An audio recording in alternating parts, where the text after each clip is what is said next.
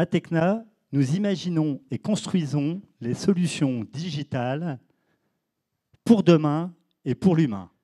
Alors pourquoi parler d'architecture Mac et quel lien avec le business? C'est bien.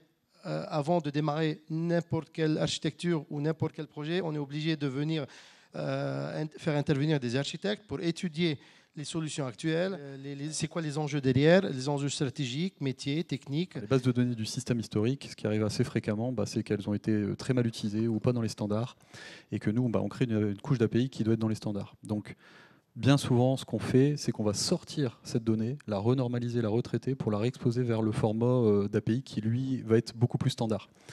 Chez Promote, tout était maison. Donc, on a des développeurs chez nous, on a des équipes de développement qui sont très attachés aussi à ce qu'ils ont construit. Il y a des choses dont ils sont fiers, il y a des choses qui fonctionnent très bien.